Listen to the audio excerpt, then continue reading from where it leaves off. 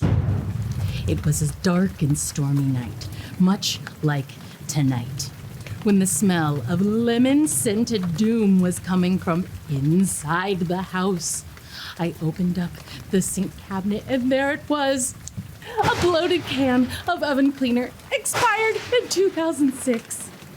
I'm Brooke Butler, and welcome to What Do I Do With This, the show that untangles the mess of modern waste so you don't have to. In this episode, we've got a chemical cleanup of household hazardous waste. Okay, so household hazardous waste isn't that big of a nightmare, but those everyday household chemicals can become dangerous when used improperly, thrown out with the trash, or worst of all, dumped down the drain. We're talking paints, pesticides, motor oil, lighter fluid, basically anything under your sink, in a garage, or maybe haunting the basement storage room. This stuff is usually classified as corrosive, flammable, and/or toxic. Improper disposal can cause fire, water contamination, and even explosions. Not the kind of sparkle I want in my life. And yes, while toilets can magically poof away the equivalent of a crime scene, water treatment plants aren't alchemists. Contamination can ruin your pipes and poison the waterways. In this episode, we'll talk about what specific things in your home may be hazardous in plain sight, what happens if they escape into the wild, and how to better protect your health and the planet's. So here we are at the household hazardous waste facility drop-off. Tell us, the process, what people can expect. Well, first, people are going to go online and make a reservation at hhwstl.com. Yes. And then they're going to show up on their day. They're going to pull up under our awning here. Yeah. The guys that work here will unload their car, weigh all the material, and if there's any fees associated with dropping off, they'll take your payment then, and the customer's on their way. After that, the guys go through and they sort all the material into like categories. And what are those items that you see most of? Paint. Paint, definitely. So about 50% of what we take in is latex paint. Yeah. And other than that, it's going to be like your pesticides and herbicides. It's kind of seasonally specific. So like in the spring, we're going to get old gasoline that people didn't stabilize over the winter, pool chemicals that weren't properly stored. In the fall, we're also going to be getting gasoline in because people are going to be trying to get rid of it so it doesn't go bad, but it's kind of seasonal what we get. Yeah. And then so tell us what happens then. Yeah, so the stuff's going to get put together with like materials. The paint's going to go get recycled in Nashville, Illinois. The other stuff's going to go over into Wood River where it's going to get taken off a truck and put together with more like stuff and then ultimately get sent to other disposal facilities, fuel blending, recycling, incineration. And so what about because I know paint expires eventually, right? Is that something you still accept? As long as it's liquid, we'll take it and recycle it. If it's solid, you can just throw it away with your trash. Oh, okay. Well, that's good. And what are the items that you don't accept? Radioactive materials, ammunition, explosives, smoke detectors. Oh. Why smoke detectors? They're radioactive. They have a radioactive element in them. Oh. What do you do with them? Most manufacturers have a mail-back program, so you just go to their website. Send the radioactive stuff in the mail. Yeah. What are those maybe proactive ways instead of recycling? The easiest thing you can do is buy what you need and use what you have. Yeah. Every store that sells paint has on their website or at their store a calculator on how much to buy. I would rather people not show up here and just, we're providing a service, but I'd rather not provide the service. I'd rather there not be a need for it. Yeah. So only buy what you need. Let's talk about some common household hazardous waste and how to properly dispose of them. Old paint, classic HHW.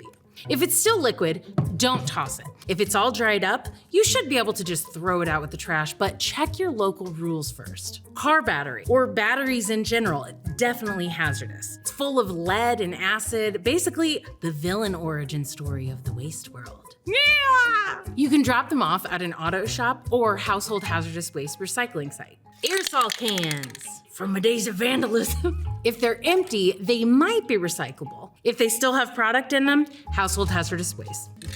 I bit my tongue. Those propellants can explode if they're compressed the wrong way. Kaboom! Cleaning products, especially bleach and ammonia, should never be mixed. This isn't potion-making class at Hogwarts. Use them up if you can. If not, check with your local household hazardous waste site for disposal. Compact fluorescent bulbs. They have tiny, swirly little mercury grenades inside. Take them to a hardware store that recycles them or your local household hazardous waste drop-off. You get the idea, right? Of course, this isn't extensive, but here are some other common culprits that should be considered hazardous waste. Again, those key identifiers are anything that's toxic, flammable, corrosive, or reactive.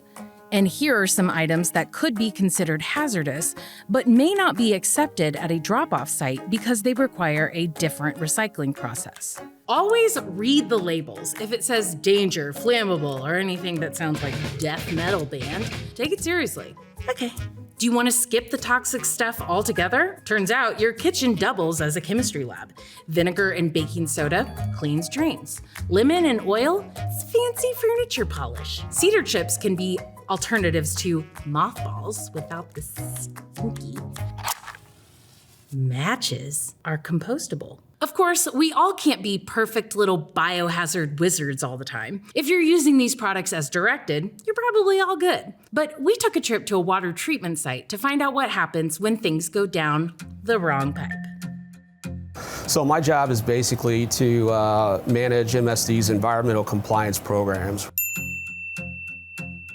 We run a number of programs here to ensure that MSD's operations are compliant with our regulatory permits that we operate under. We operate 7 wastewater treatment plants, which takes wastewater and some of the combined sewer flow through our processes here to treat them so that we can, clean the dirty water to a standard that's compliant for our regulatory permits and in a manner that is safe for the environment. I just turn on my faucet. I don't think about all this stuff. Yeah.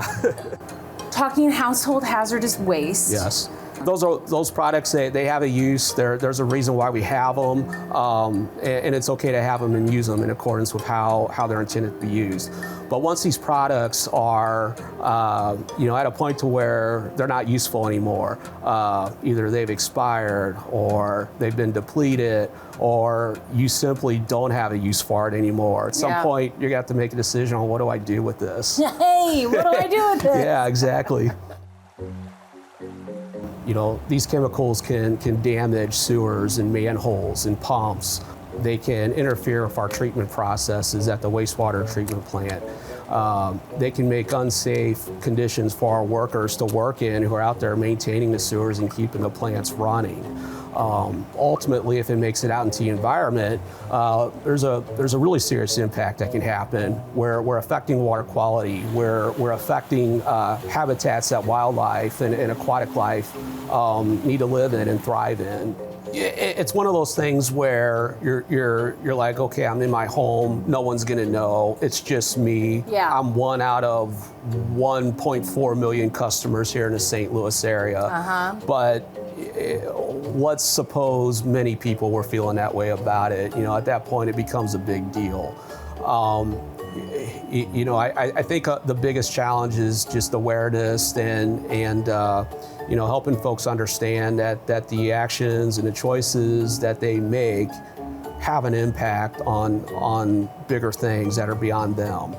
Thanks for watching this episode of What Do I Do With This? And we hope your house is a little less hazardous and it's not a household hazardous waste of time.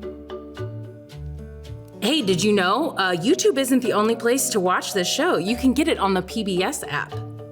Or you can go to 9pbs.org/What Do I Do With This? What's the craziest thing you've flushed down your toilet? And I hope you know now not to do that. Do you like my Laverne and Shirley call out? Am I aging myself? Blue and red make purple. That's not purple at all. Life is so full of surprises. Alchemist.